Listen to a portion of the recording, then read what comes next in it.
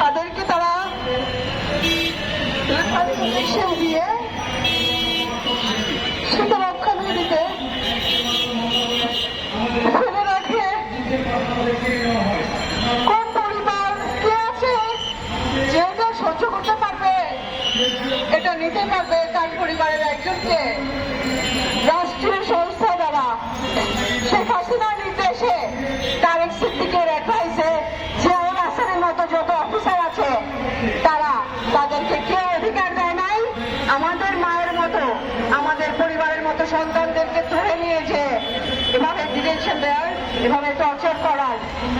আমি জানি না আল্লাহ তাদেরকে কোন অবস্থায় রেখেছেন।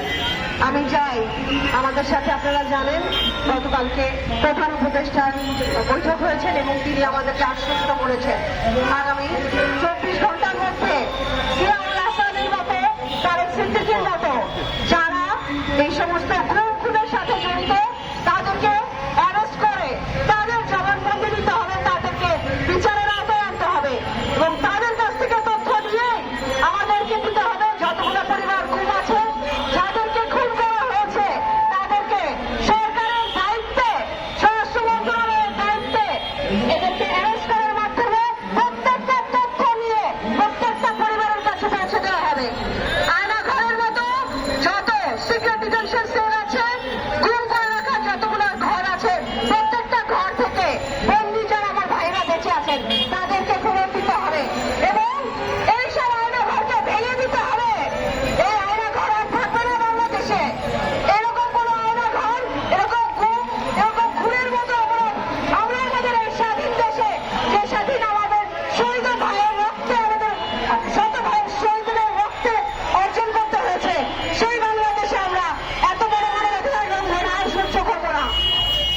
আমরা চাই অতি সত্বর 24 ঘন্টার মধ্যে তাদেরকে অ্যারেস্ট করে বিচারের আওতায় আনা হোক।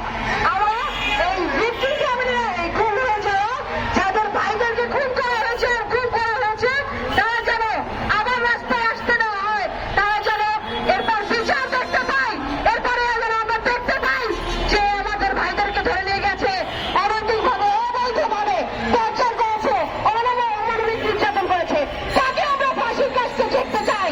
আমরা পুরো বাংলাদেশের নাগরিক এখন অপেক্ষা করছি যেন তাদেরকে অ্যারেস্টের খবরটা আমরা শুনতে পাই। আমাদের সকলের দাবি, আমাদের সবার একটাই দাবি এখন, তাদেরকে 24 ঘন্টার মধ্যে জিয়াউল হাসানের মতো যত অফিসার আছে তাদেরকে অ্যারেস্ট করা হোক। এই প্রথম দাবিতে আমরা যখন তাদের কাছ থেকে জানতে পারবো, আমরা আশা করি আমরা তখন সবাইকে বিচারের আওতায় আনতে পারবো।